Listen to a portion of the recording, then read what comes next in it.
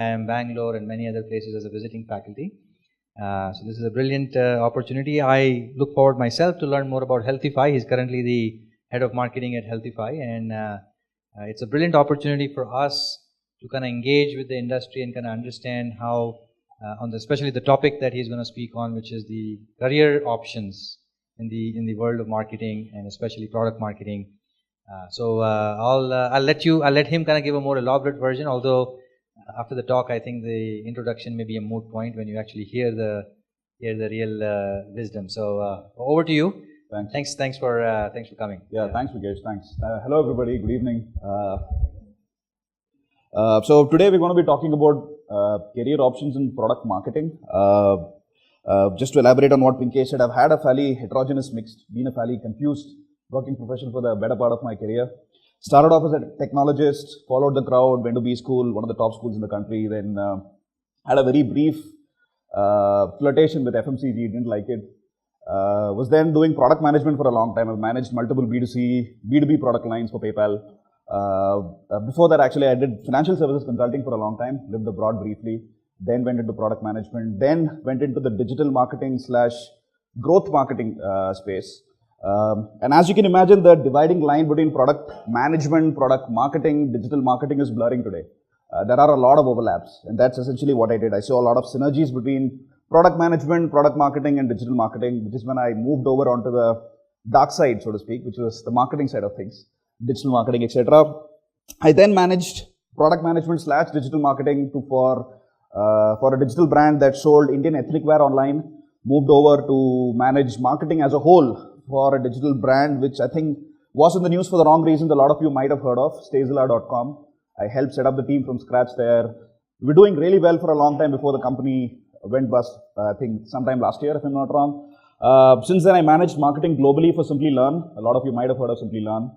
And over the last year or so, I've done multiple things. I've been an independent brand strategy consultant. Happened to be a graduate from INSEAD Singapore CMO Academy.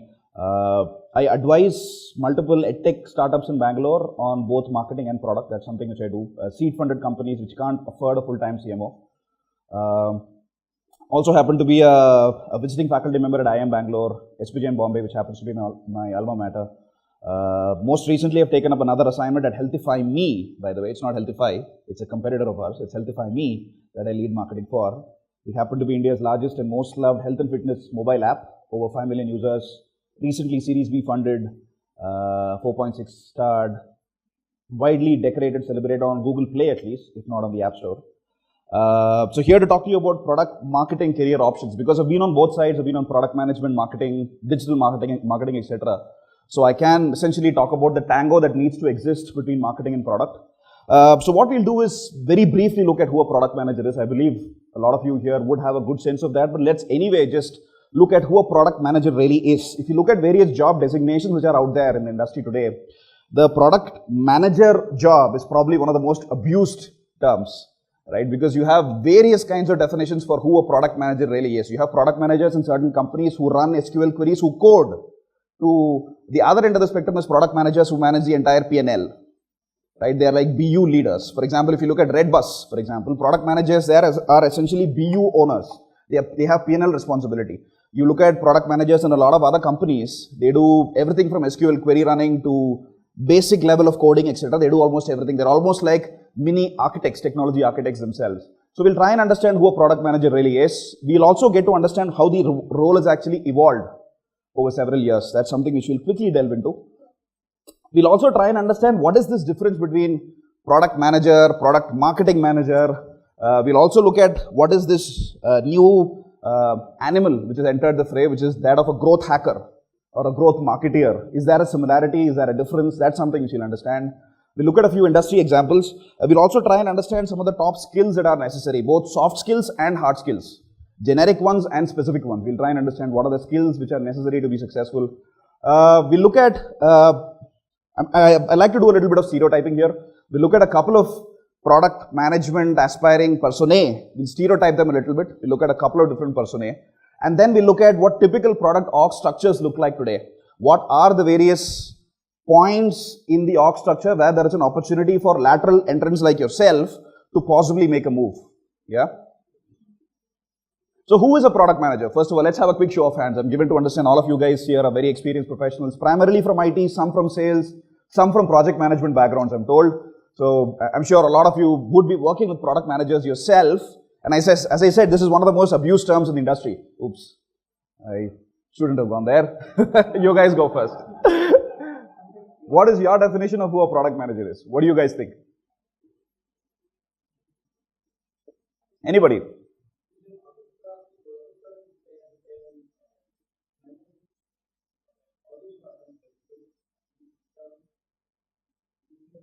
Your good name? Where do you work for, sir? Do you see your product managers doing that? Ah, nice. Do you do that yourself? Do you manage? Okay, understood. Great. Do any of them report to you? Okay, that's a pretty good insight, right? So you've got to manage expectations from multiple cross-functional partners, none of whom report into you, right? That's a difficult challenge to solve, right? You've got to be able to manage without having any authority over the other person. You've got to be able to manage expectations. You've got to get work out of the other person without having any of them report into you. Thanks for that. Anybody else? If you could introduce yourself very quickly, sir.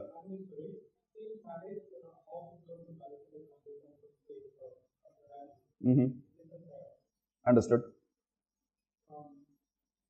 Any of you?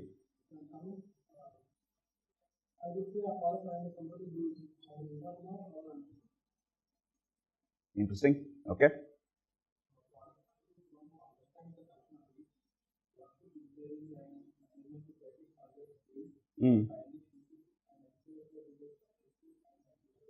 Got it. So what you've given me is essentially the textbook definition of who the aspirational product manager needs to be. What I was asking for is, in reality, in the companies that you work for, what kind of roles do you see product managers actually perform? You're right, absolutely right, and probably in your company that certainly does happen. Because each company, the role is significantly different than the other. Have you seen any differences which are completely deviant from the textbook definition of who a product manager really is?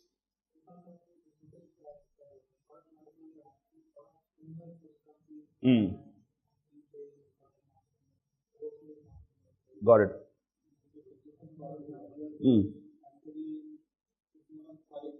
Understood. Yeah.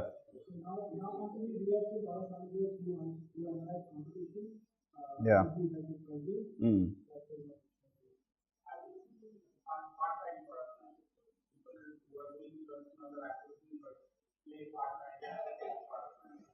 Understood. So there is a school of thought that suggests a product manager is essentially a glorified business analyst, right? So all of you know the role that a business analyst performs.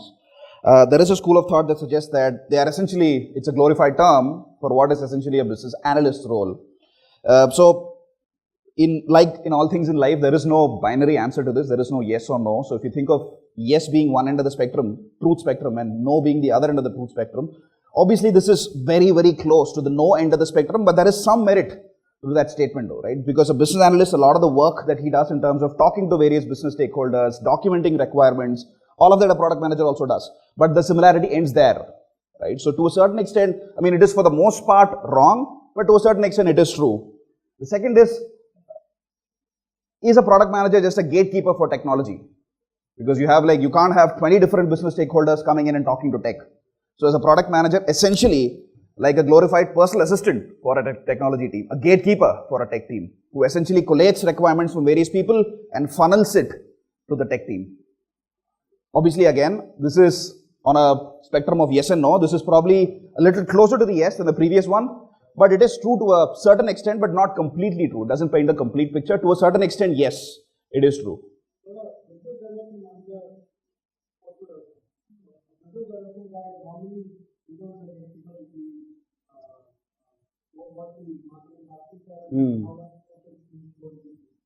Sure.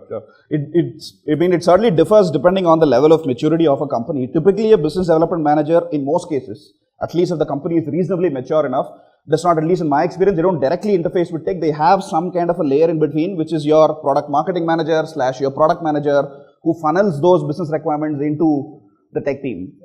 If it's a very small company which probably can't afford to have so many different layers, then the BD guy might directly talk to tech as well.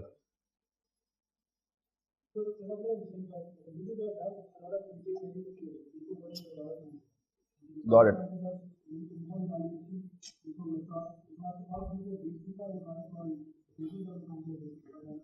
The business development manager is one of the use cases though, Tarun, right? There are so many other business stakeholders as well who are also liaising with, so he's probably a gatekeeper of gatekeepers in a sense, the product manager, because he's liaising with so many other gatekeepers as well.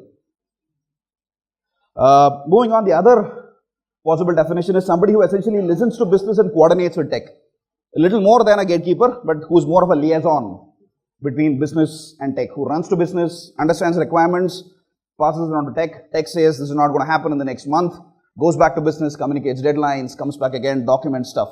Again, this again is on, if you had to look at the truth spectrum, yes versus no, this is again significantly close to no than the yes, but some merit to this as well, because essentially the product manager does serve as a liaison, as a glue between business and tech stakeholders. So who is a product manager? So there are several textbook definitions out there. There's enough literature available on the web for us to all read. There is this man, this great man, Jeff Bezos, who made this very interesting quote, wherein he said a product manager's role is not just to listen to what the customers and the stakeholders are asking for, but to read between the lines, to look at what the unsaid or unmet need is, to be able to look at data points from multiple angles, right? Look at data, do a lot of quantitative analysis, do a lot of qualitative research, talk to consumers, benchmark against competition, talk to your sales stakeholders, but essentially arrive at what the unmet or unsaid need is. He said they've been through a very similar process when they came out with the Prime membership program, right, which is so widely successful. 25% of American households today are on Amazon Prime. In India, again, it's one of the significant reasons why Amazon is on the path to overtaking Flipkart. In my view, they already have. Flipkart claims otherwise.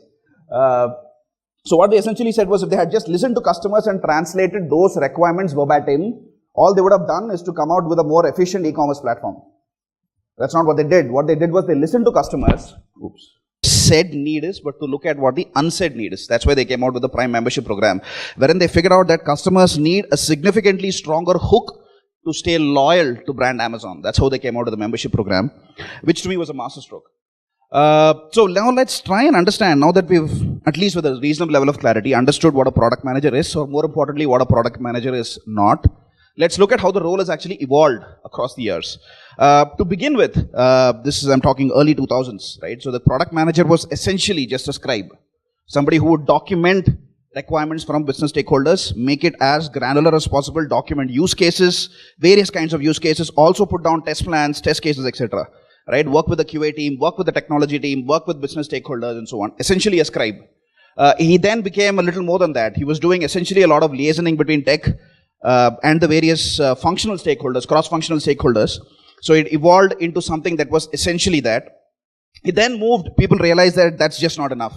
This guy is just a business analyst, he's not doing anything else. So we need somebody to take end-to-end ownership and accountability for the product, right from ideation, conceptualization, right down to product delivery, post-mortem analysis, KPI measurement, and so on. That's what happened. So you had a lot of these theories that a product manager is essentially the CEO of the product and so on and so forth.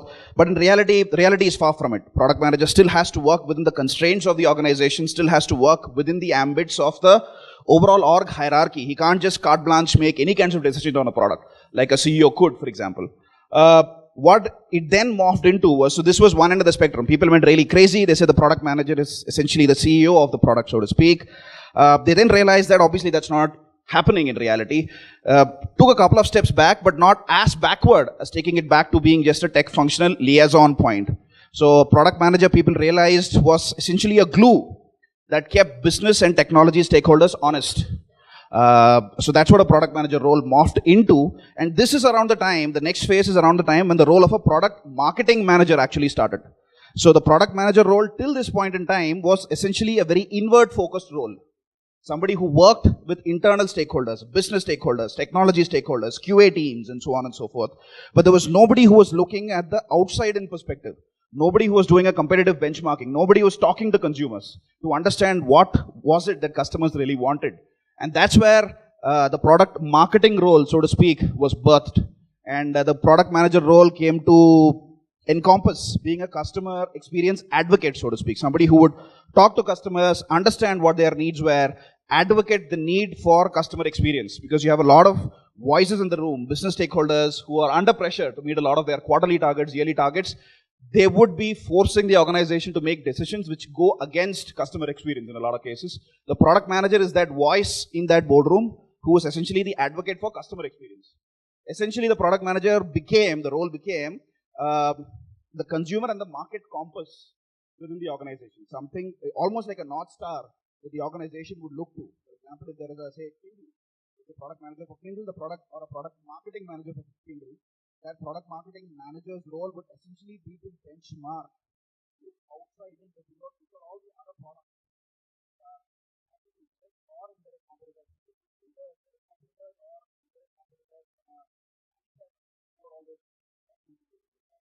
we would do regular rounds of PayPal and then we use tons and tons of research that we do and every single faster, more efficient, and so on. Now that we've gone through the product manager's role, and I believe this session is intended to be completely interactive, so please feel free to stop me at any point. There are parts that are unclear, certain things you would like to elaborate, you'd like me to elaborate a little more on, etc. The next thing that we'll try and understand, then the next onion that we'll try to kind of unpeel is that of a product marketing manager. I think I gave you some glimpses of what this role actually encompasses. There are a lot of similarities between both of these roles. There is a lot of overlap. A lot of people believe it's just semantics. There is no real difference. But it's a lot more than just semantics, that's for sure. As I mentioned to you guys earlier, product manager's role is very, very inward focused. There is a lot of attention to detail. It's about looking at each and every granular detail about the product, trying to make sure that every single aspect of the product requirement is being delivered as was promised, to make sure that all of the KPIs that a product has, all of those checkboxes are checked off against. So it's very inward focused, hugely focused. Obviously, a product manager is expected to both strategize and execute really well, have a bias for execution, to be able to think long, think short, which is one of the challenges of being a product manager. But here, this is more biased towards execution to a large extent. A product marketing manager, though, is more outside in. He looks at what is it that the market is really doing, what is it that consumers really want. It's focused on product GTM. So if there is a new product launch happening, for example, the Kindle product launch, for example, would not be managed by the product manager. It's a really mature organization, so it's a product marketing manager who would essentially manage that. So again, this differs from organization to organization. Really mature organizations, Amazon, Facebook, Apple, PayPal, all of these can afford the luxury of having two highly capable individuals, one as a product manager, one as a product marketing manager. In less mature organizations which probably don't have these kinds of people budgets, this role would be morphed into a single one. So product marketing, there are multiple P's, obviously, that you can look at, but product marketing essentially focuses on 3 P's. The first P that they look at is the problem. As I said, they bring in the outside-in perspective. They are the voice of the external world inside every single meeting room in the company. So what they do is they essentially talk to sales guys, talk to consumers to understand what are the key pain points, what are the key problem areas that they're facing. That's the first P that they look to solve. The second P is that of perception. They try and talk to consumers to understand what is the perception that consumers carry about the product today. That's the second P that they look to solve. The third P is pricing. They try and again benchmark with the market. They talk to consumers to understand if there is a product market fit. Is there a value to price fit?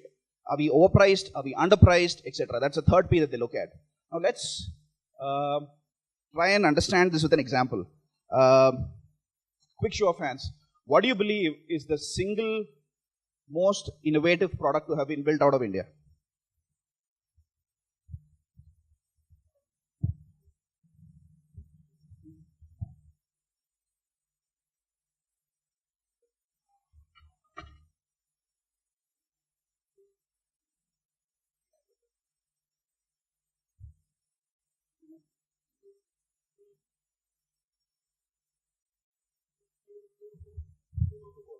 Let's stick to the digital brands alone. Red bars, okay. So I have a slightly different viewpoint. I believe that the single biggest or the single most innovative product to have been built out of India is Zoho. Zoho, right? So this is a company that took $0 of VC funding. That's something a lot of us need to appreciate. This is a company that is headquartered in a tier 6 town in India, in a town called Thengasi, in the Tirunelveli district in interior Tamil Nadu. $0 of VC funding has a market capitalization. I think it's upwards of $300, $400 million, if I'm not wrong, close to $500 million market cap. Market valuation. $0 of VC funding, has stayed bootstrapped, has stayed self-funded for 20 years now. It's been running since 1996, and it's founded by Sridhar Vembu. And the reason I believe it's so innovative is because they've managed to give a company like Salesforce, which is the world leader in CRM, world leader in so many web and cloud applications, a run for its money, right? Despite all of the constraints of running a business in India and all of that. So a lot of the examples that you've mentioned, obviously, yes, they built out a lot of great innovative stuff.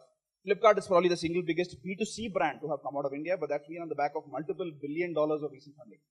This is a B2B brand, so there is all of that glamour and glitz that is surrounding B2C brands is absent here. But in my view at least, this is one of the biggest, most innovative core tech products to have been built out of India. So one of the things that they did, their product marketing team did essentially, is very interesting. So they started off with their CRM tool, CRM product. So this is their entire portfolio. This is quick. They have more products than this. Quick snapshot of their entire portfolio. Their CRM product was a really good one for a long time.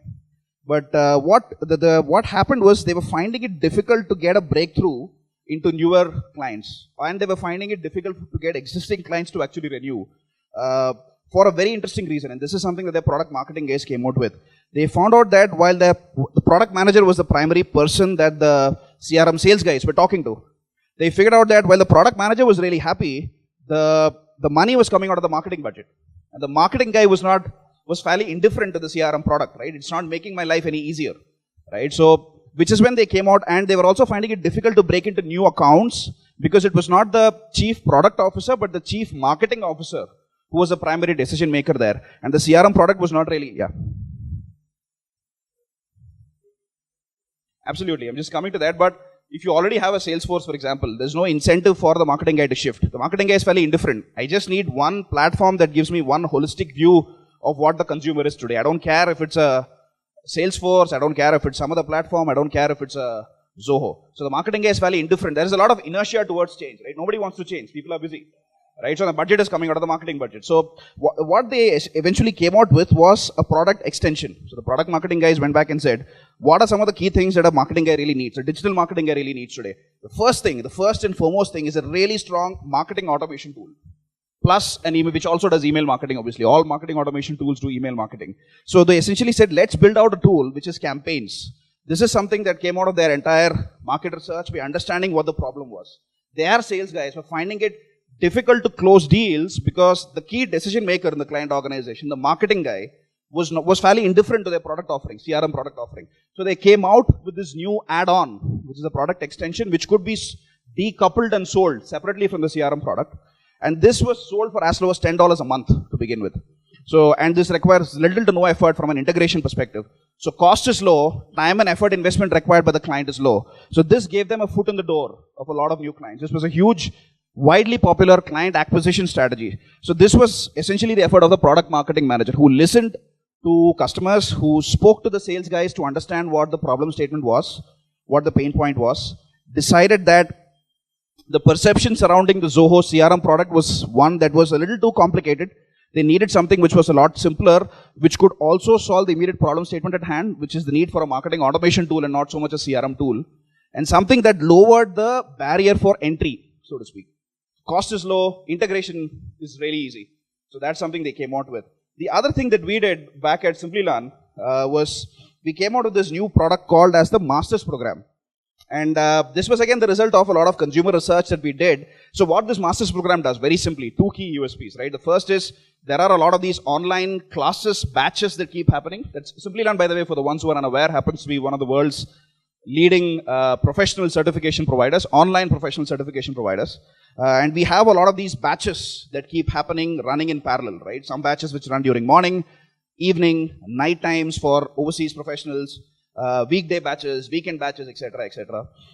A lot of these courses, though, if you signed up for a batch, you could not shift. If you signed up for a weekday batch, you're stuck to that. You can't really move to a morning batch or to the weekend batch, etc. So it's fairly inflexible. And the process for shifting was fairly cumbersome. That was number one. Second, we also found out that there was a huge segment of customers who had adequate spending power, but we were not really catering to. The earlier set of products that we had were priced sub 10,000 rupees, right, for the entire 6-month program. So we figured out that there was a huge unmet market opportunity. There were people with spending power who were willing to pay, whom we were not catering to. But obviously the current course would not cut it. So we made 3 significant changes. A, we made sure that we launched a new flagship program, which we called and branded as the Masters Program, which allowed customers the flexibility to choose and attend any given batch of their choice. That was number 1. Number 2 is that we increased the price point for this. One thing which we did was, before we obviously increased the price, what we also did was we revamped the content. We made the content a lot more rigorous. We also tied in an additional carrot of a guaranteed interview slot with certain corporates to actually justify the price increase. And we almost doubled the price. We increased the price of this program to 20,000. And this was something over 6 months. This constituted around 15% of incremental revenues for us. So advantages for the business, it gave us a foothold into a completely new customer segment that we did not previously have access to. So this did not cannibalize existing business for sure. And the other thing is it gave us huge brand salience, because these are again people who are early adopters of technology, people who are looking to take their careers to the next level and so on. So 2 examples of how product marketing can make a very significant material difference to the business's growth trajectory. In the first case, it was about launching a product extension which was priced really low. Yeah.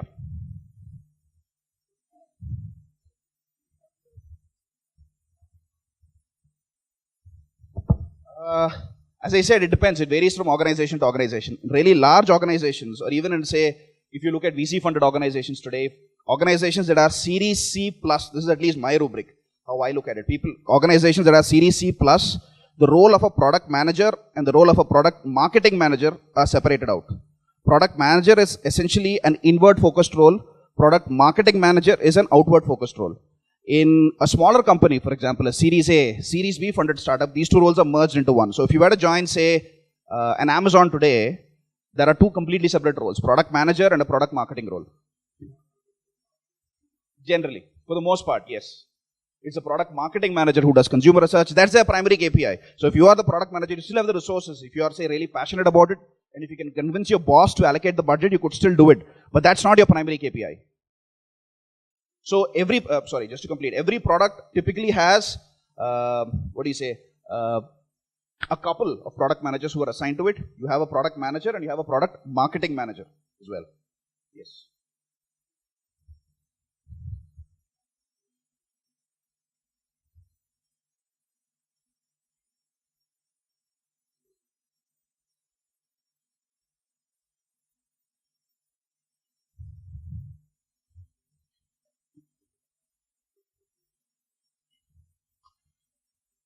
So the product marketing manager also takes care of the go-to-market for the product. So even if you're launching a 1.0, it's still the product marketing guy who essentially works with the marketing teams to make sure to plan the entire go-to-market approach. The product marketing guy, something that I mentioned earlier, is also the person who takes ownership for all of the communication that goes in within the product. Everything from a product manual to every single word that is written in the product. That's usually the product marketing guy who does all of that. So I think I mentioned this, and that's something that I will be alluding to later. So you've got, for any working professional to be really successful, you require there are 2 large categorization of skill sets that you need, right? One is your left brain skill. The second is your right brain skill. Left brain skill is more bean counterish, analytical, numbers driven, etc. The right brain skill involves a lot more creativity, qualitative skills and all of that. A product manager's primary go-to skill needs to be your left brain skill. Obviously creativity is good, it's a nice to have, but the must have is your left brain skill. For a product marketer, it needs to be a reasonably healthy mix of both. A product marketer, given he is not a complete marketer, so he can't be completely creative, he probably needs to be I would say a 65-35 left versus right. A product manager probably needs to be a 80-85 left, 15-20 right.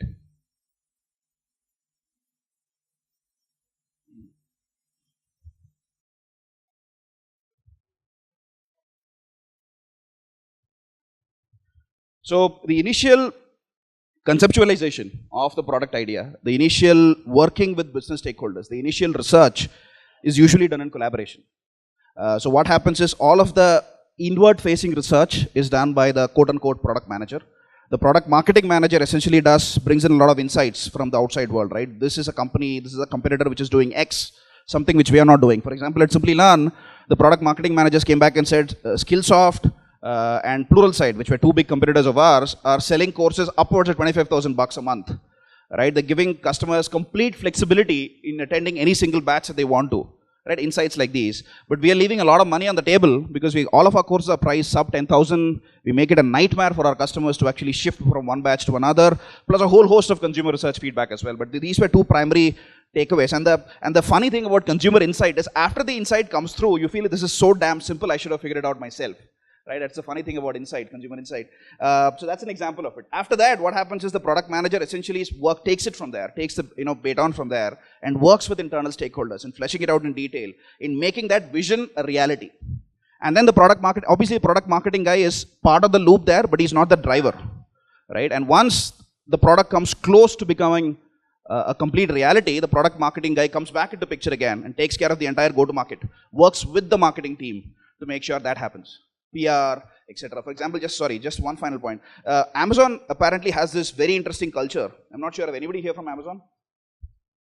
Ex-Amazon. So you can probably validate this, but I've read about this a lot. That they have this culture wherein any given product idea that they start off with, Jeff Bezos has actually mandated that the product marketing manager needs to write a one-page PR release note, which is a dream PR story. Assume that the person has no constraints to work with. All of the resources are available at his disposal. It's Amazon after all. So they have all of the resources at their disposal. So they have to write this dream PR story first to begin with. That's the first thing that they do. And then they reverse engineer and work backwards off that story to figure out what are the things that are needed to actually make that happen. So they start off with the end result in front of them, which is a dream PR story. And then they work backwards out of that. For example, a similar approach was followed. So somebody had a question. Yeah, you had a question.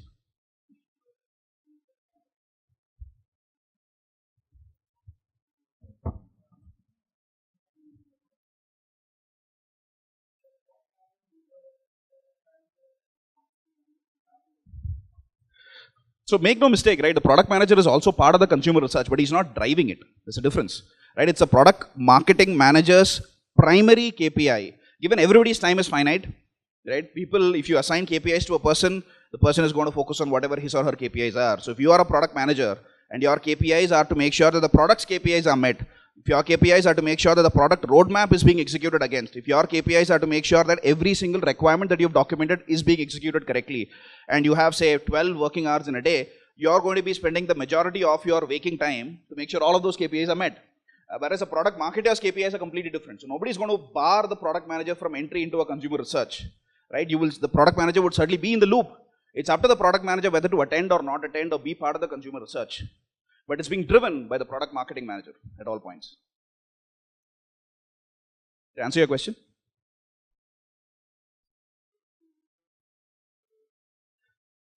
So typically the consumer research that happens, there are two kinds of consumer research that happens, right? One is completely open-ended, research for the sake of research, right? We don't really know what we're looking for, but we're just doing research. That happens quite a lot, especially in large organizations. Second kind of research is fairly point-focused, very laser-sharp focused, wherein which says that there is this product at hand, and we believe there is a problem in this particular area, but we're not quite sure about it.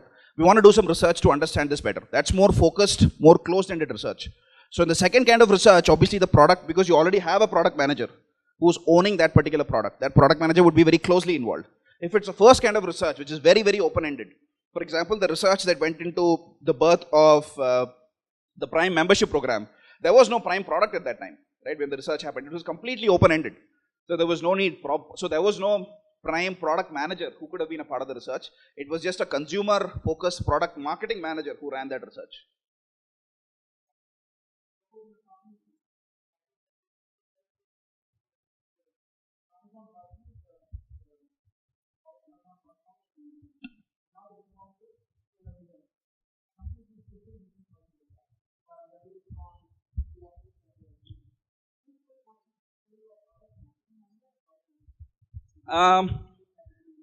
Sure.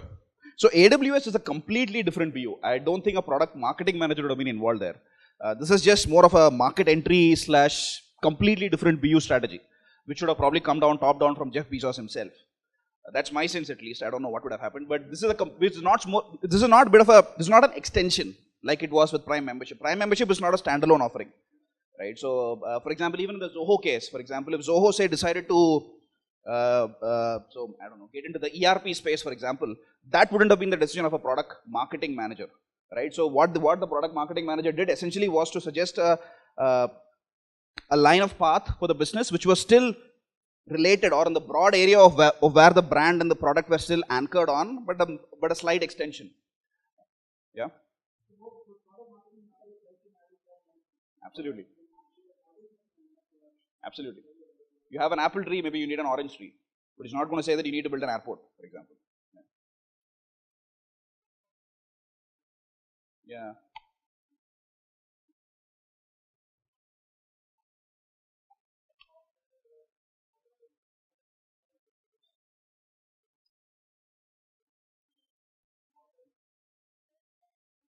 Sure. So the key insight that we worked against was A, we were underpriced. B, there was a huge segment of consumers with spending power, with the wallet power, whom we were not targeting. And C, the courses that we were currently offering were very inflexible. Our entire offering was very inflexible. So we decided to work against all of that. So we decided to offer a new, sophisticated, premium offering, which was the entire master's program. So we had completely different communication around it, completely different UX design, the assets were different, the color palette was different to make it look more aspirational, to make it look more premium. That was the qualitative aspect. The quantitative aspect, functionally, what we also did was, A, we obviously increased the price. B, we also got on board, we had a lot of these quote-unquote course advisors who used to come on board. We introduced that for the first time for the master's program. We had a lot of these global thought leaders, right? So in the space of data science, in the space of digital marketing, we got Avinash Kaushik, who's an ex-Google global thought leader in the space of digital marketing. We got him. We got a whole bunch of guys, I forget the names, data science, big data, a lot of experts. If there are any data science guys here, they can probably throw out a few names. I forget the name of the data science course advisor. We had a very popular course advisor who came on board for the master's program in data science to give it that aspirational feel. Plus, we also managed to execute with a couple of corporates a guaranteed interview. That is, if you obviously subject to TNCs. If you clear the course within a certain time frame, score more than 80% in all of the assessments, etc., you get a guaranteed interview at ABC company. So we did all of this as well. We added this functionally to the value prop to make it stronger because people are not going to pay 2x for the sake of it. Right? And from a marketing perspective as well, we had to go after more, we had to go after properties that would be frequented by this audience set. Typically the audience set, so at Simply Learn, for example, we were very clear in terms of the product market fit to begin with before we launched this program. So we were very clear that the bottom of the pyramid, right, people who were really struggling in their careers were not our target market. We were very clear that the top of the pyramid, people who were IIT, IIM, Ivy League schools, etc., they would usually hack their way to career success and probably don't require a paid certification program. So that was not our focus as well. So we were very focused on the middle of the pyramid being our target market for a long time. And obviously, middle of the pyramid is not one single layer, right? There are several layers within that middle of the pyramid. So in the master's program, we had to go after a layer which was probably the upper crest of the middle of the pyramid, very close to the top of the pyramid, but not quite the top of the pyramid. So from a marketing targeting perspective as well, and from a brand positioning, qualitative communication perspective, we had to, make a lot of changes.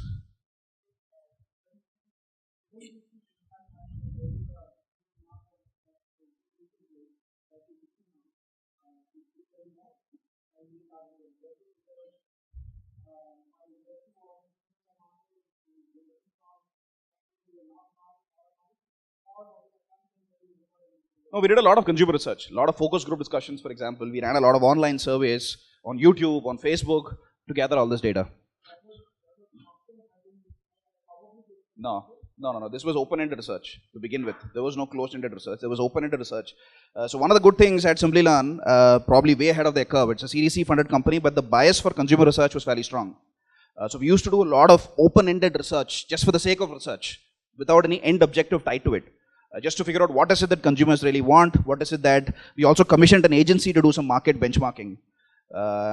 This was an outcome of all of that.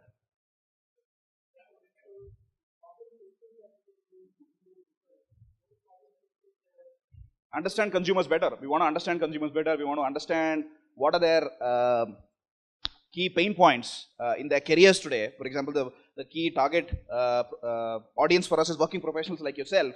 So we want to understand from consumers what are their key pain points. And this was again focused research, right? So we had just 5 specific focus areas as a business, right? It wasn't like Khan Academy, which sells everything under the sun. Here it was very focused. We focused on data science, big data, digital marketing, project management, and I think Android programming and iOS programming possibly. That's it. Again, we used to focus our consumer research for each of these categories separately. Understand what are the key pain points that consumers face, what are the key points of inertia that consumers face, which prevent them from taking the next step, etc.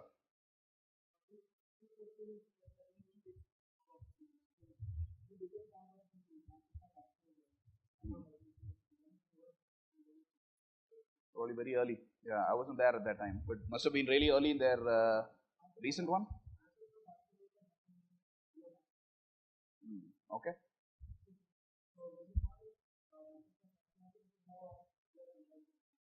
Oh, okay. I see what you're saying. That's a partnership with Microsoft. That's not the Microsoft Accelerator program. What we did was essentially we struck a deal with Microsoft, wherein we also have a Microsoft Azure offering.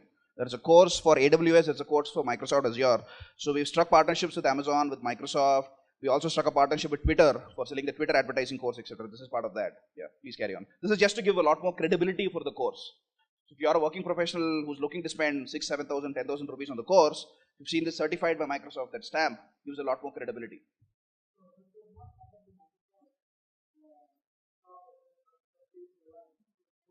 Sure.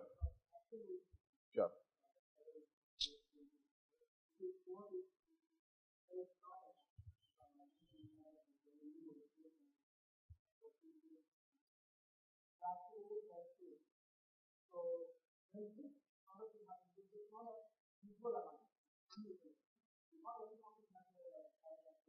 Hmm.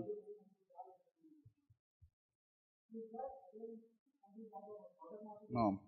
So I'm not sure about the details of what you're referring to because I was not a part of Simply Learn when this happened, but I think I get a broad sense of where you're going with this. So there is this entire set of product alliances / brand alliances that happen as well. Those are usually managed by marketing. Those are usually marketing led, or in some cases led by the core business guy, or in an e-commerce context, you would have a senior merchandising head or a senior category head, right? So this would typically be led by either the marketing function or the category function, so to speak. So at Simply Learn, we obviously had product managers, product marketers, we also had category managers, and we had the marketing team. So for example, I said we struck a deal with Twitter, for example, for the Twitter advertising course. That was driven completely by marketing. It was not driven by the product marketing guy. Correct.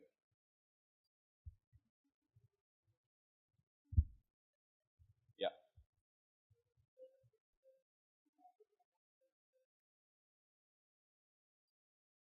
Good question. Usually what happens is, so there is the product marketing guy usually does not work with any budget. It usually comes out of the marketing budget. In some cases, in some organizations, possibly they give them a separate budget for research, but in most cases it comes off from marketing because it's usually a line item. If it's a company that is mature enough to do open-ended research, it usually has a really high marketing budget. So just adding in a sub-line item there isn't going to make a difference. Usually in marketing you have, for example, at Simply Learn, what we used to do is we had a separate line item earmarked as experiments, right, which used to be everything. For example, we used to run radio campaigns under experiment. We used to run print campaigns. We were not, because we were primarily doing digital marketing, performance marketing, very ROI focused marketing. We never did marketing that was more brand driven, that we'll run marketing campaigns today, get results 6 months later. That was usually not the culture. But we wanted to carve out some money for experiments like those. So this would go under that.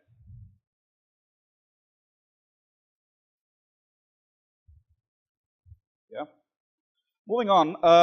Now we've seen product management, we've seen product marketing, and I believe we have a reasonable understanding of what each of these roles are, what each of these roles are not, what is the difference between each of these roles. There's a new kid on the block as well, especially over the last 3, 4, 5 years or so. It's called a growth marketer or a growth hacker, right? Sounds pretty confusing. You would probably, the first question that would come to a person's mind is why? Is it because the people who are already supposed to be doing their jobs are not doing a good enough job? Why is it that we have this? We have enough terminologies and designations as it is. The reason is, this is a term that I came up with. It's got to do with a very interesting macro marketing development, like a macroeconomic development. There's a macro marketing development. I believe, this is again my personal opinion. This I believe is one of the key reasons for the birth of this new animal, new beast called a growth hacker or a growth marketeer. So we need to understand, we just need to take a small deviation from the set agenda for this course for this session rather, to be able to understand why this actually happened. We need to understand how life began in marketing, so to speak. Because the reasons for the birth of a growth marketer or a growth hacker do not lie in product management, but they lie in marketing. So we need to understand For that, we just need to do a little bit of digging on the history behind marketing. So marketing started off primarily as outbound marketing, which is essentially a loudspeaker system, right? You run ads on theaters, print, radio, television, and all of that. So if you were to think of an analogy, if you imagine your customers to be insects, purely an analogy, as a metaphor, and if you're looking to catch them, you probably use a net to go after and catch them, right? So it's outbound marketing. You run after the insects / customers wherever they are. You try to catch them in your net. Fairly unscientific, not analytically driven at all. There were no bean counters in marketing in those days. Then advertisers began to lose faith. Why? One of the primary reasons was David could never ever hope to succeed against Goliath. Because if you ran only outbound marketing, you needed a certain large marketing budget to be able to compete. Smaller brands, smaller advertisers, SMBs had no chance. So advertisers lost faith in this form of marketing. And curiously enough, this was also the time when the internet as a concept really started growing. Mobile phone penetration, smartphone penetration really grew. And what happened? We had inbound marketing, or digital marketing, performance marketing, so to speak. So if you go back to the same analogy again, where you had to catch insects, instead of you having a net to go and catch the insects wherever they are, you set up a fly catching machine, so to speak. So you make sure that you attract the insects or the customers to yourself. You don't want to kill your customers though, but you make sure that you set up a machine, which is essentially what inbound marketing is all about. It's about, here's the thing, right? Somebody searching for, let's say you're selling ethnic wear, you're selling lehengas online, and somebody is searching for lehengas online on Google. You run an ad just right there and you get the customer to you. So inbound marketing is also called as pull marketing. You might have heard of the term pull-based marketing or pull marketing. Outbound is very push marketing, wherein you put your brand in front of the consumer. Pull marketing is at the right point when the consumer is actually having that quote-unquote moment of truth, which aligns with your brand or company. You attract the customer to you, which is why it's called inbound. There's a difference between digital marketing and inbound marketing. Inbound marketing is primarily digital. At least I don't know of any outbound marketing efforts which are, non-digital marketing efforts which are inbound. But not all digital marketing efforts are inbound. Right? That's something you need to realize. For example, you run display advertising on Google, which is which has a very broad-based targeting. That is not inbound, for example. After this, that was the second phase of the evolution. Excuse me for a minute.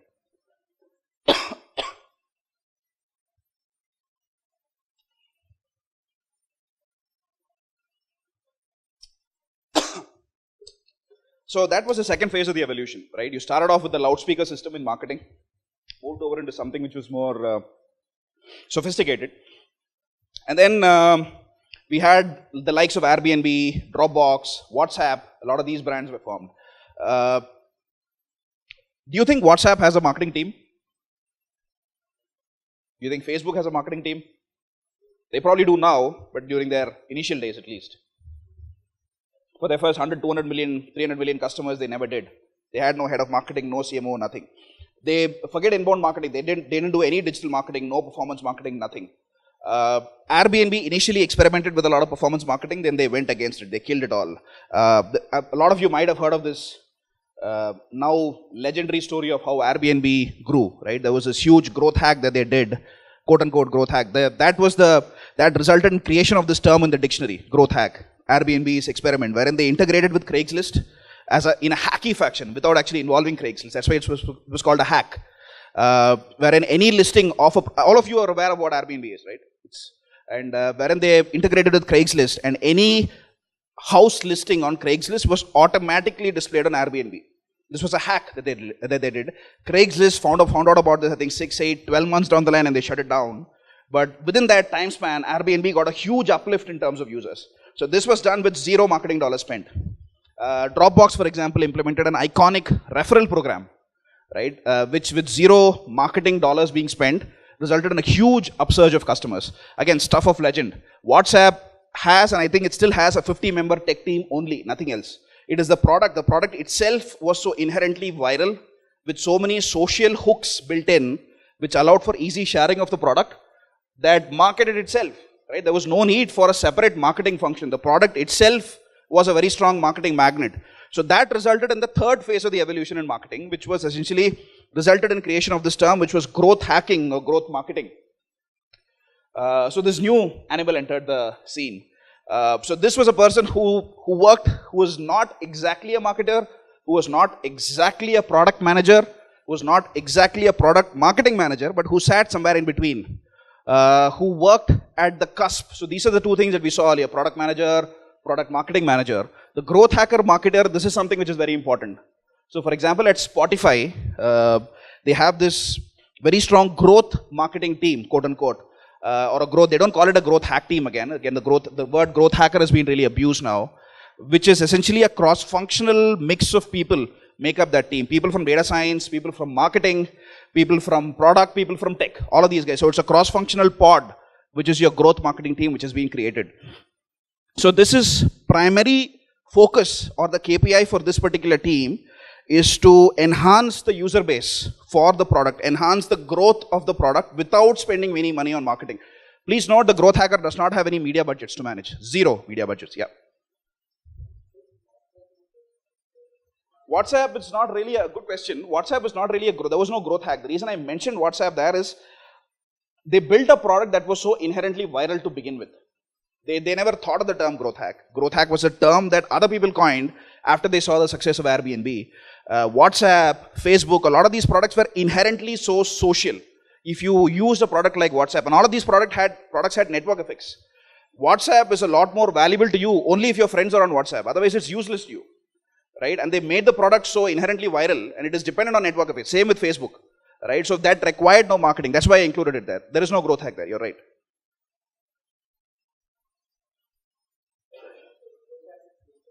The Airbnb example is an example of a growth hack. How do you grow user base? How do you make your product market itself? Essentially, how do you make your product social? For example, Hotmail, a lot of people must have heard. Even before the birth of the term growth hack, they did something, right? They just added a simple signature at the bottom which said, use Hotmail, sign up for free. In every single email that anybody sent out, that was included as an auto signature. That itself gave them a huge boost of users.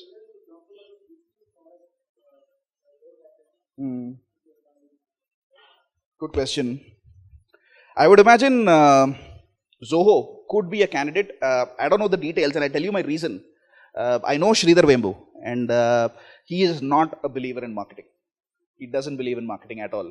He doesn't believe in venture capital funding, which is why he's not taken $1 in venture capital funding. He's the founder of Zoho. He's an investor in a lot of other companies as well, but he has not taken a single dollar in venture capital funding. And he does not believe in marketing. They don't spend anything on marketing, but yet they have 20 million registered users worldwide.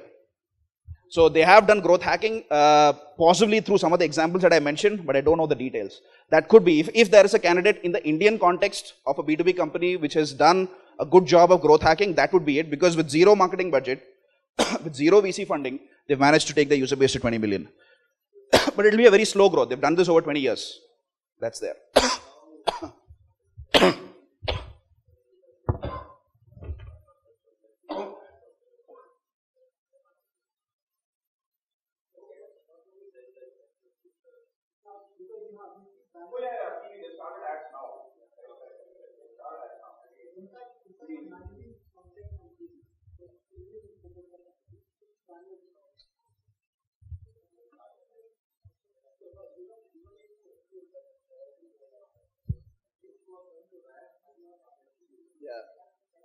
No, you don't need to. So SEO does not require any marketing money to be spent. So SEO is search engine optimization, which requires you to, so I'm not sure, how many of you here are aware of the inner workings of SEO? SEO is search engine optimization. So if somebody is searching for a keyword on Google, Google does two things. One is it obviously shows ads up front, right, which is purely a function of how much you're bidding. Every time a search happens, there is an auction, a real-time auction that happens on Google. So all of the advertisers who bidded for that particular keyword, they would have given they would have indicated that I can bid up to $10, I can bid up to $20, etc.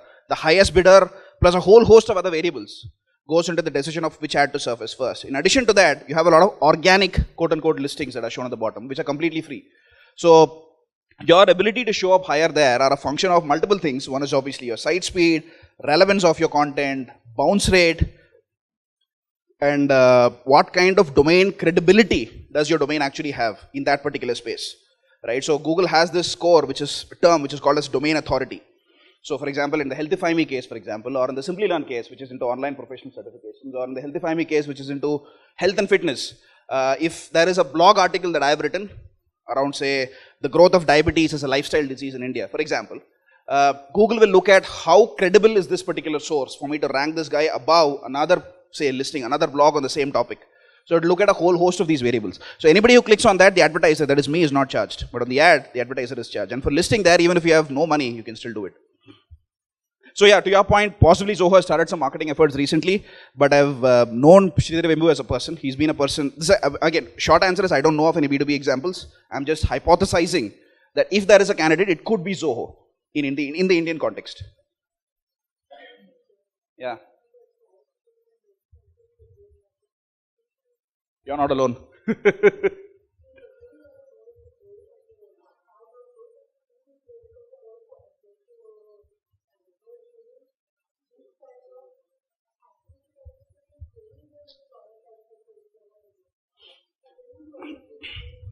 See, there was no growth hacker who did the hack at Airbnb. There was no growth hacker who implemented the referral program at Dropbox.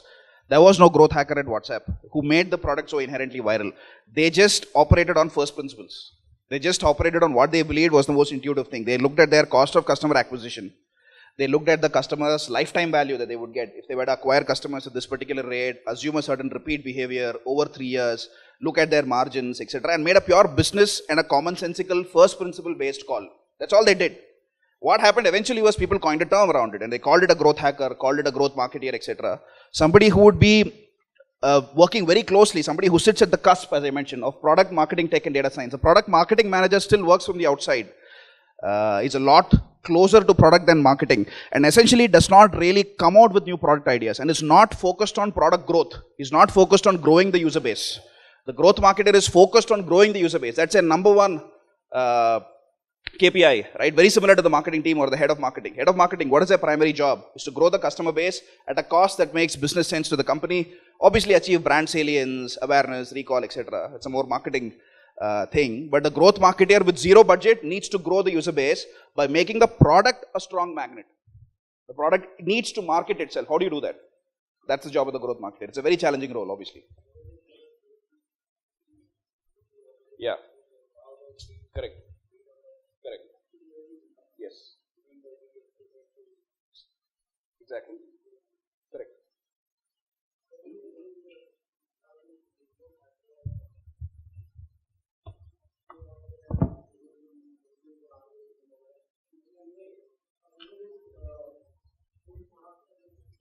See, the difference, growth hacking, at least in the near term, might not replace marketing, is growth hacking is still dependent on serendipity a lot, right? If they try 100 experiments, 2 might succeed.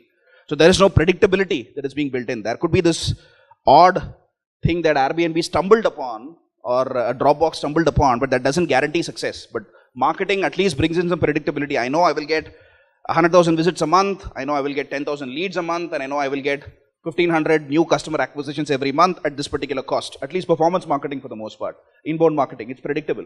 Growth marketing is still dependent for the most part on serendipity.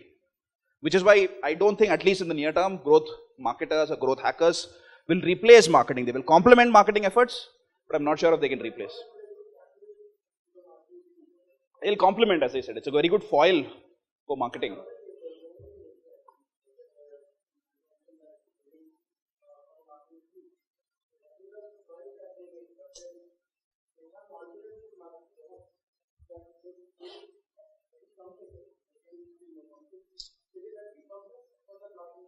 Word of mouth. B2B primarily grows through word of mouth, right? So marketing in the B2B context, it's 70-80% driven by relationships, interpersonal relationships, word of mouth, sales driven, especially in the Indian context, enterprise marketing, and it's 20% through marketing. Marketing plays more of a secondary role there, lead generation. Obviously, there is the overall brand salience bit, etc. If, for example, Salesforce sells for itself, right? You don't, even if the sales guy doesn't show up, people still pick up Salesforce. People still pick up SAP without the sales guy having to show up. So leaving aside exceptions like those, which are really huge popular B2B brands, for the most part in the B2B case, it is sales driven, with marketing playing more of a lead gen, fulfillment based role. Yeah, correct. So it's more, again, more fulfillment. It's more of a fulfillment engine, which is, but the person who's calling the shots is the head of the enterprise division, which is a sales guy. Exactly. This is in the B2B context, and in the, what you've got to understand is they were not VC funded. So there was no VC fund sitting on their board asking for hockey stick growth, asking for really, steep customer acquisition rates, etc. So they still had the ability to be able to build the company on their own terms at the pace that they wanted to, that they thought made business sense. Yeah.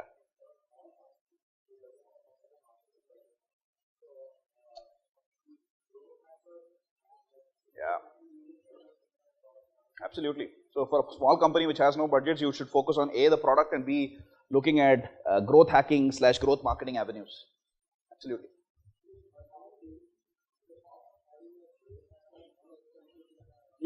See, that's the thing, you don't hire, it's highly unlikely that a growth hacker comes from outside. It's usually, unless the person is an icon who's been there, done that. For example, there is this hugely popular book that I would urge and recommend all of you to read, which is on hacking growth, written by Sean Ellis. So unless you're managing to hire somebody like that, which is probably a 1 in a million chance, usually growth hackers come from within the company, somebody who's been there, done that. Usually a rock star from product or from data science or from tech. Very small chances the guy is from marketing. Usually it would be a guy from product / data / tech. Your Navaratan is probably hidden within the company. You don't have to look outside. Yeah, who's asking the question? Yeah.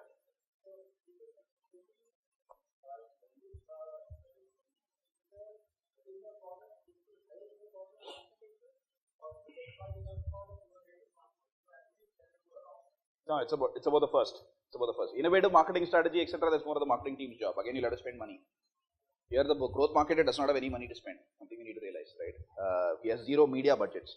The idea is for him to make sure that you build enough hooks within the product to be able to come out to make the product market itself. For example, implementing something as simple as implementing social sharing, for example. Or making the app, if you're running an app, for example, making your product experience and your app experience a lot more social. Incentivizing your customers for, say, sharing, for example, or implementing a referral program and making sure that the referral program is really drop dead awesome. And you're implementing a referral program not for the sake of implementing it, but implementing a data-backed referral program, which actually says that if I target this cohort of consumers at this point in their life cycle, my chances of getting a referral are 10x higher. So something that is data-backed. That is an example of a growth hack effort. I mentioned this, right? Growing a user base, absolutely, that's it. Without spending any money. On media. So you can spend money in incentivizing customers. For example, the referral program that will still come out of the marketing budget, that can still be driven by the growth hack team, but without spending any money on media. That's something which is very important.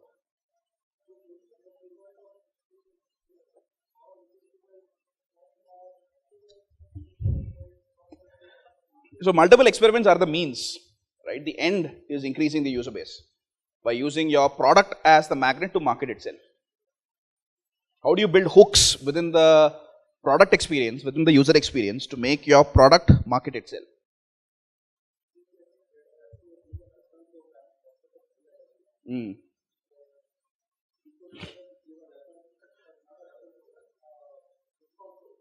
No, discount doesn't come in here at all. That's just a promotion, sales, marketing, promotion strategy. Referral program could be a candidate for a growth hack. Usually referral program is an imperative and that usually does not compete with media budgets, because usually the incentives that are offered as part of a referral program are not Amazon vouchers, which is real cash out from the company, but it's usually a discount on the company's offering itself. So it's not a discount called as a discount, but you're getting new discount is, if you offer a direct 25% discount, it's not an action strategy, it's just a conversion strategy. But a referral is an acquisition strategy. Correct. But your friend has to be referred, no, in the first place. Yeah, of course. Yeah, that is a growth hack, yes.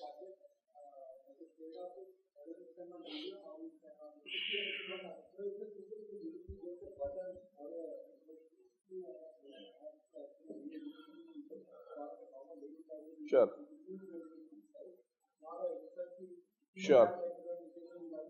Yeah. I get what your question is. You're saying that this needs to still come out of the marketing budget. So usually what the discounts that are offered as part of the referral program, whatever the incentive may be, it could be $100 which are added to your wallet, which you can use, which is like prepaid money lying in your wallet, which is essentially $100 off on whatever you purchase. So this is usually coming out of the marketing budget, and we do have a certain number allocated for it within the marketing budget, but nobody really cares. In fact, it's a good headache to have if you overshoot your referral budget. because it means you've acquired customers by giving a discount on your offering, especially in businesses which are not really selling a physical product, which have no COGS, cost of goods sold, right? So in Simply Learn, in HealthifyMe, we're not selling a physical product, right? In Simply Learn, we're selling recorded content, essentially. At HealthifyMe, we're selling a service. There is no COGS. It's a virtual product which is being sold. So there, your margins are really high, right? It's 70-80% above. So in fact, it's a good thing. I would be very happy if I'm looking at the sheet and I'm seeing that I've overshot my referral budget. So I don't really care. If you're somebody who's selling a physical product, maybe yeah, it could still matter.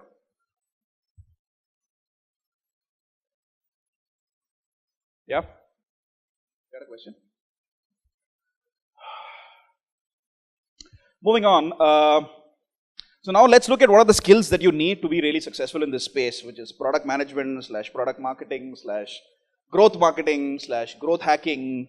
So let's start off with a few generic skills or skills which are a little more soft, so to speak. The first thing is you need an ability to be able to switch context seamlessly.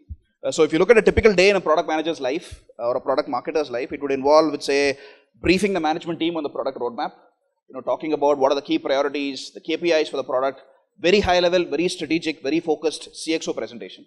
It could be followed up with a conversation with somebody from the testing team to go over test cases, to point out mistakes in test cases, to go over the test plan, to go over a specific button in one particular screen not being in the right color, not being in the right shape. Right? So it can move from something that is 20,000 feet high to something that is 2 feet high. Right? So you need to be able to think long, think short, think strategic, think tactical with a bias for execution. That's something which is very important. The second thing is you need to have a love for numbers. You need to have an analytical frame of mind. That's a prerequisite. So if somebody does not have that, they need to look for a different career option, for sure. Regardless of whether they're interested in management, product management, marketing, or growth hacking, you need to have an analytical frame of mind. You need to have a deep understanding of consumer behavior, a strong sense of inbuilt consumer empathy. You need to put yourself in the consumer's shoes, understand their said and unsaid needs. The fourth thing, and this is again in the context of technology products, and this is my opinion at least, some people may disagree. I believe the really good product managers in the context of digital / technology companies are those who have an appetite or an understanding of technology. You can't be a product manager in a digital company, in a tech company, who doesn't know anything about technology, who doesn't understand the tech stack, who doesn't understand the technology architecture. You need to have an understanding. You don't need to necessarily know to code, but you need to have a conceptual understanding of technology to be successful. Without that, at least all of the good product managers that I've seen in my life have a strong understanding of technology. This again is in the context of product marketing / growth marketing. They need to have a strong understanding of new age marketing, digital marketing, the new advancements in the field of social, in the field of mobile, for example. The last is they need to love the business or the domain they're operating in. For example, at HealthifyMe, all of the product managers who are part of a product management team are really passionate about health and fitness as a space. So that's something which is very important. You need to love the space in which you're building products for. Without that passion being there, you're not going to be able to think about innovative products to build. That's something which is very important. So in terms of technical or tool awareness, it is important. There are various kinds of tools that are important for a product manager. To me, the biggest one is obviously web / mobile analytical tools. That's something which is very important. So if you've used one, you've used them all, usually. So at least to make sure that all of the popular ones, and I'll just give you a sense of what are some of the popular tools in the next slide. At least all of the popular ones you need to be fairly conversant with. You shouldn't be struggling to actually find your way through a lot of these tools if you want to be successful as a product manager.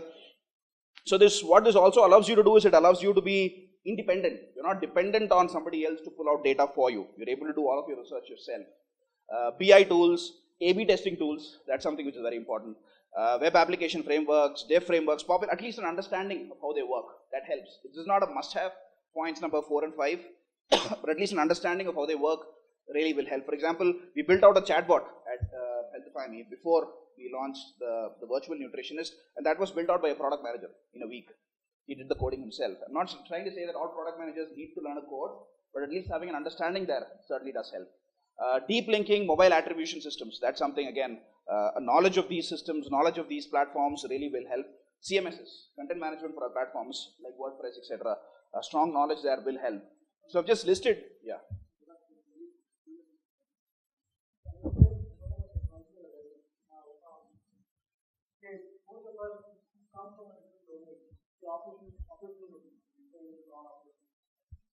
who would know technology enough in terms of selling what they are doing. When you talk about Accelerator, you have the Accelerator. So now, if you have the Accelerator, you read white paper, really read long journals, right? And be able to understand fundamentally what technology is, be able to understand any technology fundamentally, and then have at least good enough knowledge about that. But there will not be the muscle memory of that particular technology. Somebody has to work on that immediately, because that will not be there, somebody might have to look at the books, what they were reading. Is that good enough, or no? Somebody has to work on that technology for 2 years, and then only they will be able to work on it. No, you don't have to work with the technology. I know of a lot of successful product managers who have previously from an engineering background. So they already have a very strong inbuilt understanding of technology. The reason I also mentioned this is that there was this role which was called as a business product manager, which was fairly popular some time back. But that role is actually going a little out of vogue, because very difficult to be a completely hands-off product manager. Right? You need to be able to understand tech. Here, the kind of knowledge and awareness that you need is to be able to hold a really insightful conversation with your engineering partner or with your architect. You need to be able to have that. If you have that level of knowledge, that's enough. For example, if you're having a conversation, if you're my partner from engineering and having a conversation with Mukesh, and if you tell me that this is going to take me 2 weeks to build out, I should actually be able to question you. And if you tell me the reasons why it's going to take 2 weeks to build out, I should be able to question you and understand why is it that this is going to take 2 weeks. I need to have that understanding. Otherwise, I'm just somebody who's playing ping pong. Right? Mukesh tells me it's going to take 2 weeks. I communicate that back to business. Business says that's unacceptable. We need to deliver in a week. Come back to Mukesh without adding any value in between. You're getting it right. So for me to be able to hold and have that intelligent conversation with my tech partners, with my architects, I need to have that level of understanding. If I can do that, that's enough. I don't need to know the code.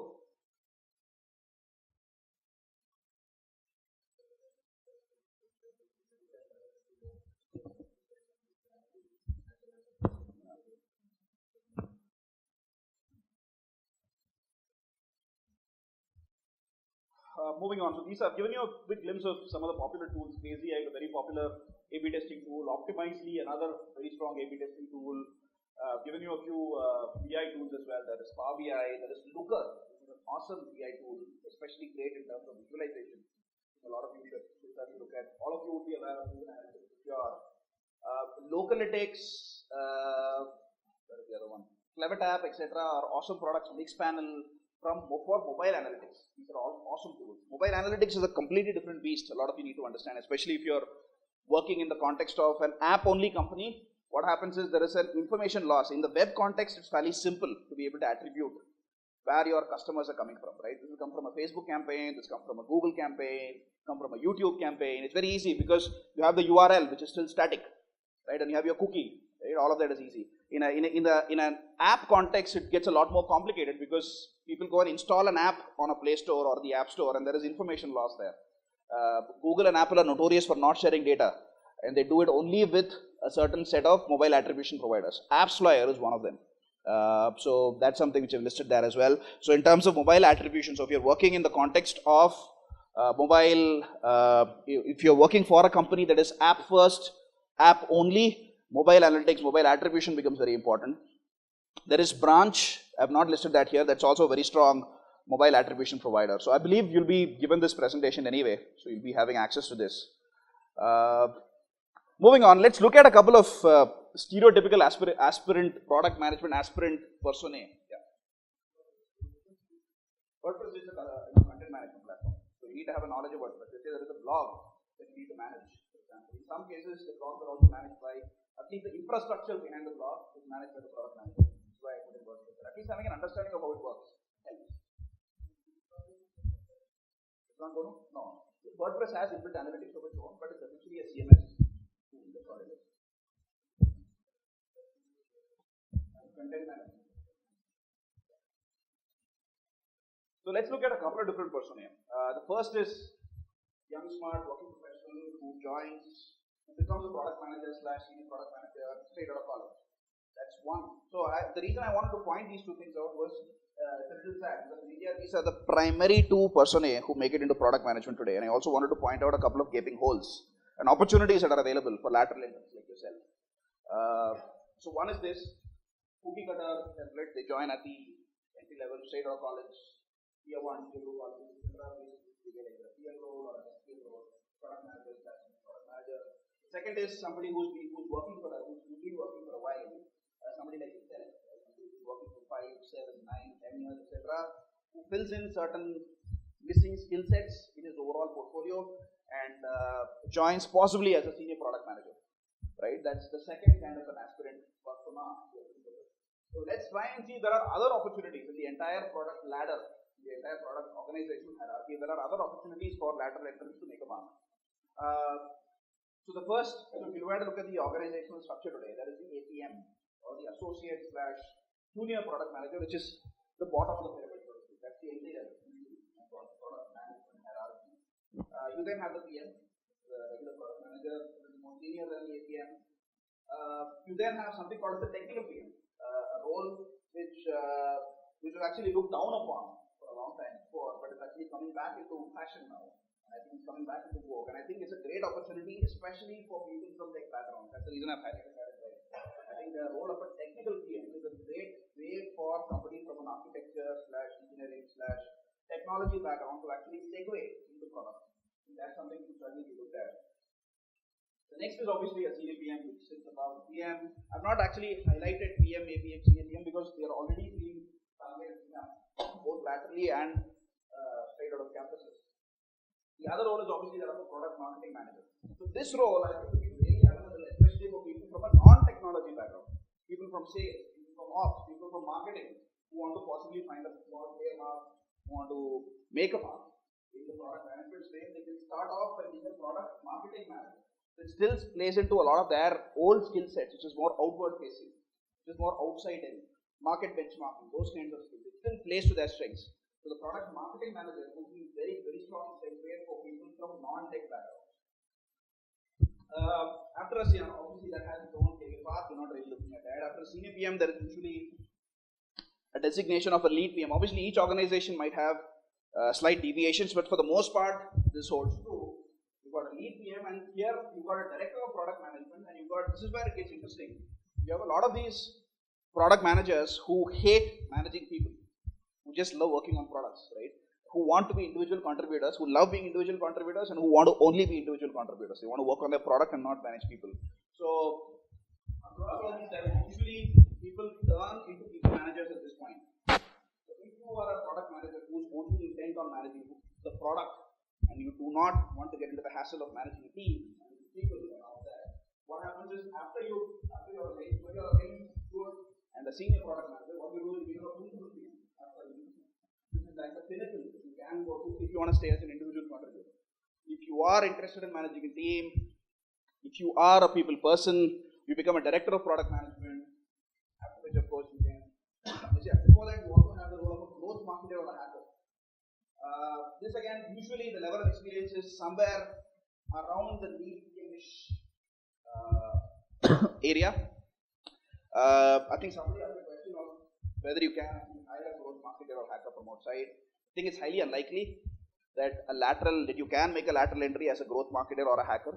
But if you have shown proven success, I think the only people who can make a lateral entry as a growth marketer or hacker is somebody who's been a really strong technical architect or a really strong product manager in another organization which is operating in a very, very similar space with similar problem statements in place. So those kinds of people have chances to make a mark as a growth marketer or hacker as a lateral entry. I think there's an opportunity there. Because essentially what you're looking to do is to grow your user base. For example, the senior technical architect, which is the senior technical architect at WhatsApp, who totally join as a growth marketer or hacker. Easily possible. You will see that he knows how to make the chat product inherently viral, how to make the user experience so intuitively easy, how to make the product, how to really dumb down the product to make it completely easy even for people with very low IQ to be able to use it and use it really well. So there are those markets that happen in the long term, but it's still possible if you're coming in from same domain and you've done wonders for a competitor's product in the technology / product space. And of course, we have your chief product officer, which is the pinnacle of the entire product offering. So right now, just to summarize, I believe that it's just these three roles which are being done. From a lateral entry perspective, I think all of those three roles are also important and worth considering from a lateral entry perspective for sure. So I have for you guys today. I hope this was useful. You did all of this part. Happy to answer any questions.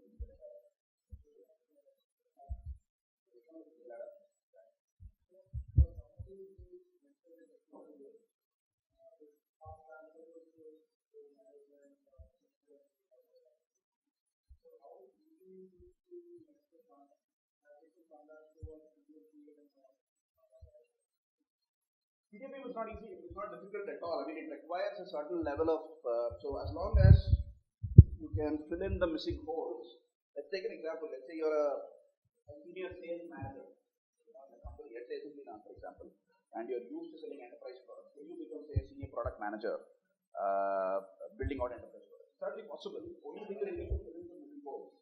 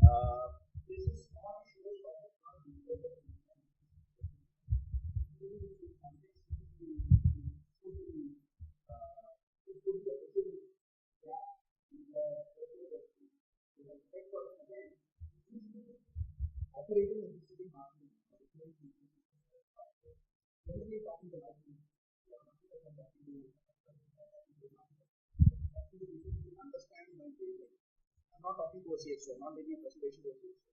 I will be very inexperienced. I'm not having to switch context so soon, so repeatedly. Love for numbers, analytical frame of mind. Tech guys have been my experience for you, respect number, a lot of tech guys here. They have a very strong analytical frame of mind, but love for numbers is not something to maximally. That's something that needs to be cultivated.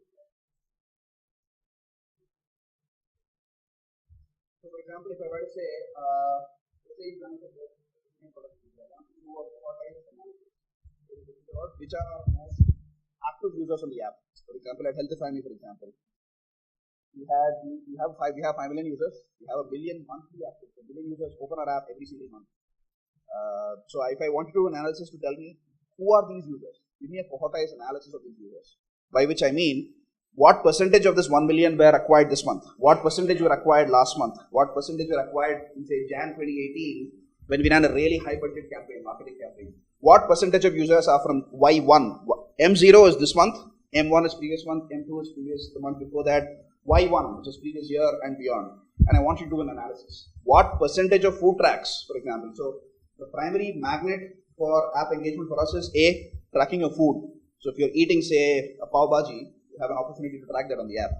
Right? If you say, we send water reminders to make sure you drink water on time. If you're working on, you've done 20 push-ups, you want to log your workouts, you do that right on the app. So I want you to be able to, again, give me a cohortized analysis of all of the workouts, the workout logs that were made in the month of May, all of the food logs that were made in the month of May, all of the water logs that were made in the month of May, all of the steps that were tracked in the month of May. I want you to give me a cohortized analysis with specific insights. Maybe it turns out that the people, the customers we acquired in the month of January are really not sticky. Only 5%, I'm just saying, this could be one insight. 5% of all of the users we acquired in the month of Jan are still loyal to us. They're not opening our app. So only 5% are opening our app. 95% of the people we acquired in Jan have possibly uninstalled our app. Or they still have our app but are just not launching it. So analysis like this, you should be comfortable doing. This is something a product manager usually does or will be asked to do. Yeah.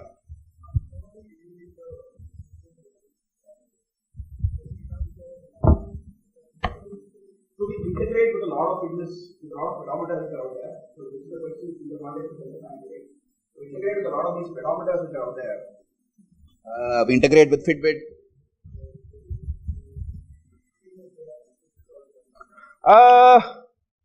Not exactly. They're not exactly a competitor. I'll tell you the reason why. Because HealthifyMe as a brand, as a product, is primarily focused and anchored on nutrition, not so much on fitness. So fitness and nutrition, step tracking, etc. is more of an ancillary focus for us. It's just a hook to get people in.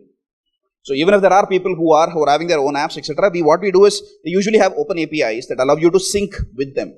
So that's something which we do. So we don't look at them as direct competitors. No. Short answer is no, we don't. Because we primarily focus on nutrition.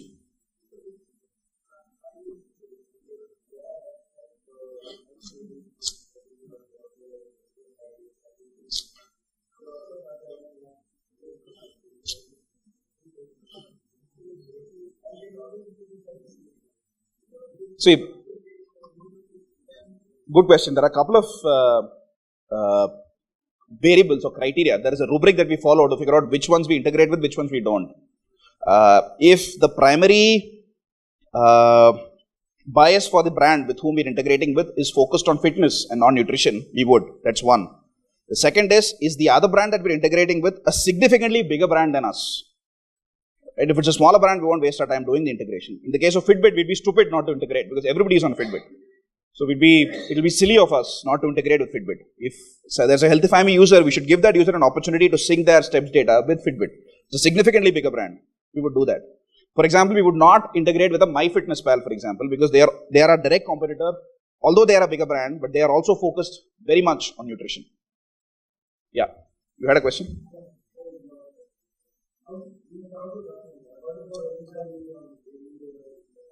Oh, so you're one. I thought the radio campaign was a failure. Yeah. So we have a classic freemium play.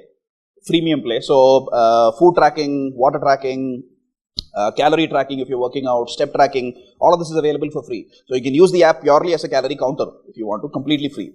So it essentially helps you stay mindful of your health, of the food that you intake, water. People forget to drink water. Sounds very simple, right? We sit in academicians' rooms all day. We just forget to drink water because we don't feel thirsty enough. So we have regular water reminders that go in, etc. So we keep users hooked and engaged on the app. We also have a premium offering which offers personalized diet, fitness, yoga services, etc. to users.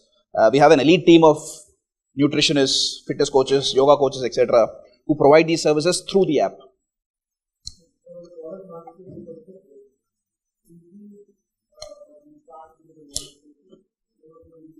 Yeah, absolutely. Yeah. So we look at multiple things. One is obviously from a engagement perspective, we look at retention rate.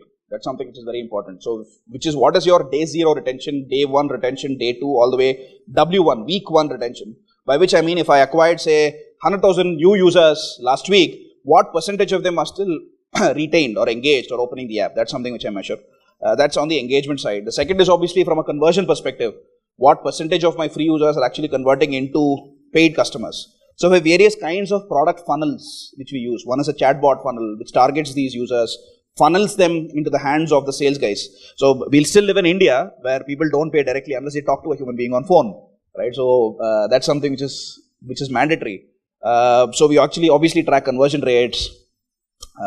That's obviously a key metric. From a marketing perspective, one of the key things that we track is cost of customer acquisition and cost per lead, cost per qualified lead, which we hand off to our sales partners. That's something which we track.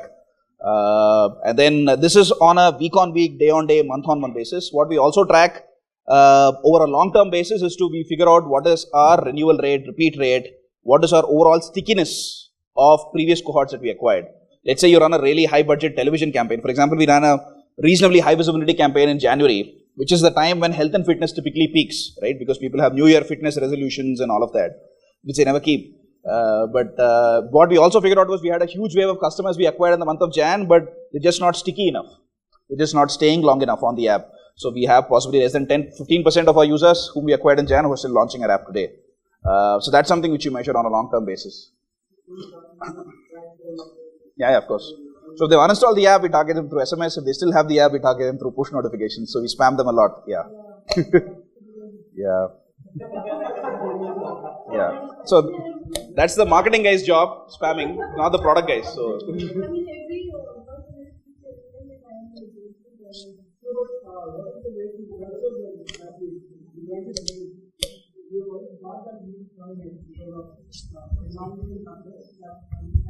Yeah. Yeah. That's usually the job of the marketing team. It's not the product marketer's job. So, but what we typically do is that's where marketing automation comes in, for example. So, we have this concept of quote unquote drip campaigns, right? Which essentially are a series of automated life cycleized interventions, which is cutting across email, push notification, SMS, and all of that, which essentially say that if I acquire a customer on T0, which is the date of acquisition, on T0, send the guy a welcome mail, T4, send the guy this template, T7, send the guy this one, T15, send him a coupon code and say, do you still want to convert if the guy is still not converted. So this is usually a four-step drip, which is usually popular. The number of days for which you extend your drip campaign is dependent on your usual, lead to order conversion time frame. So if your usual lead to order conversion time frame is say 20 days, for example, or the median lead to order conversion rate is 20 days, not your mean, your drip should usually extend for 60-70% of this time frame. That's usually a rule of thumb that you can follow. Because if you, let's say if you are operating in the enterprise context where deals take 3 months or 6 months to close, there's no point in you sending a 4 touch point drip in 15 days and be done with it. There's no point, right? So you've got to spread it out. Plus, you also have something called as a cold lead drip. So if there is a lead who's shown no intent, you've spammed them 4 times in 15 days, they're still not interested. What you typically do is you move them into a cold lead bucket and you hit them after say 2 months. And you say that, are you still interested in coming back and so on.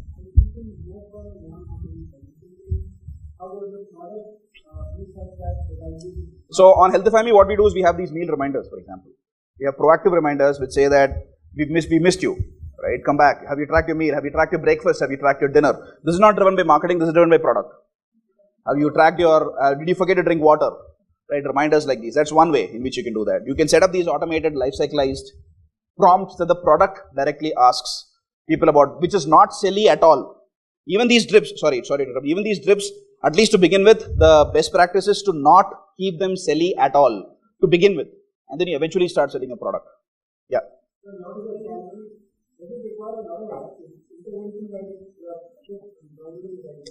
Good to know.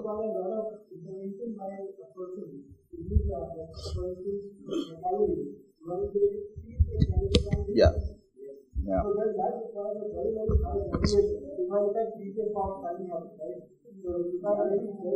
Something we're working on fixing. So we have having some interesting products lined up to make sure that that's been a consistent point of feedback. A lot of people have said that it's a Yeah. I agree. If you're in a buffet, for example, and you're having a lot of lunch, but just as an example, for example, if you're having 10 things on your plate, it becomes a nightmare to track all that. Of course, we get that. Yeah.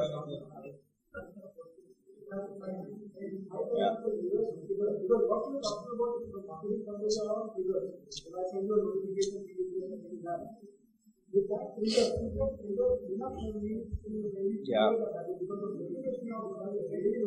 Yeah. Yeah.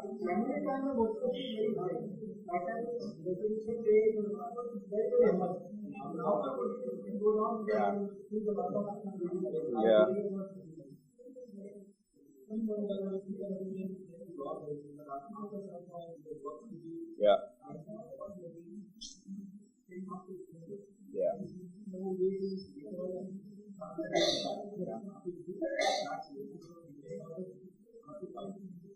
Yeah.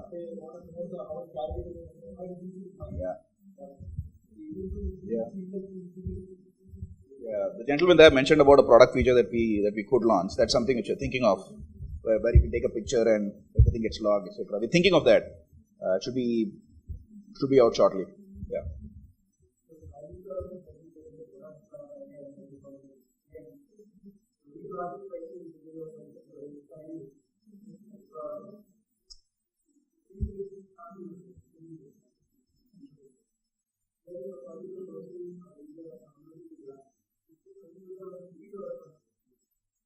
So we have users, we have free users, we have leads, we have customers. By customer, you mean somebody who's paid you money.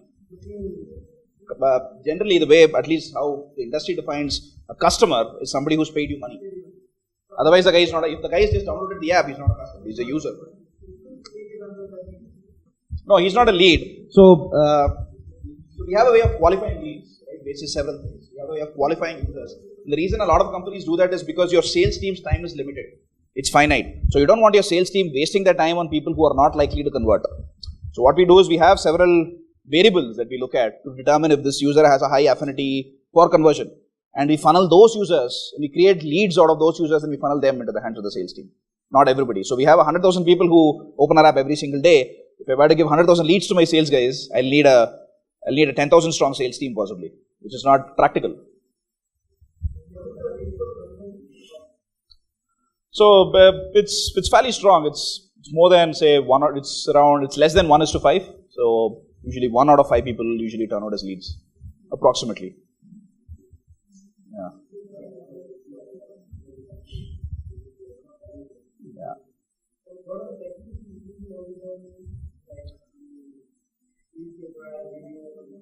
Not so much. It's primarily performance marketing.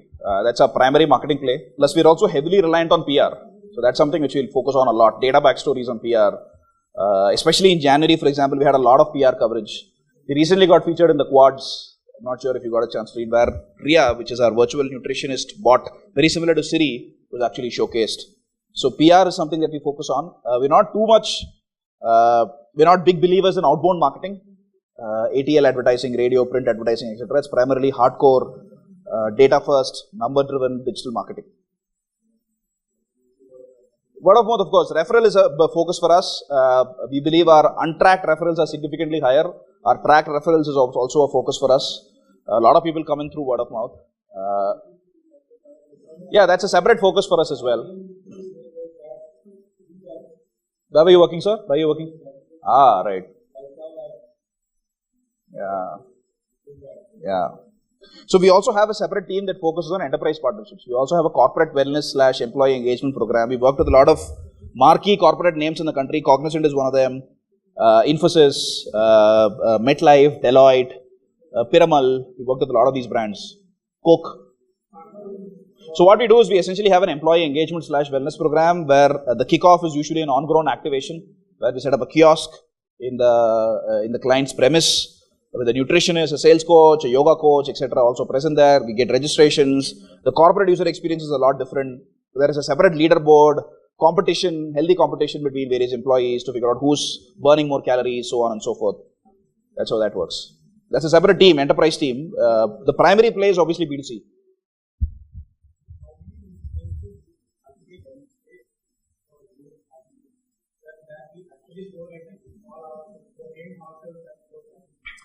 So I've given you a large framework of what constitutes growth hacking. As I said, this is a term that was coined after the fact. It was not something that was there before. For example, something as simple as, say, the point that somebody just mentioned, right, where you have just say Snap, for example, that itself could be a growth hack, not in terms of customer acquisition. In an indirect way, it could be because there are people who could actually go out and this could increase word of mouth. There are people who could actually go out and say, there is this really cool app where I can take a photo of the meal on my plate and it logs every single thing. That, for all you know, could be a growth hack if it results in new customer acquisition. And you're doing this at zero spends. A widely successful referral program could be a growth hack. Or will be a growth hack for sure. So these are examples of growth hacks again.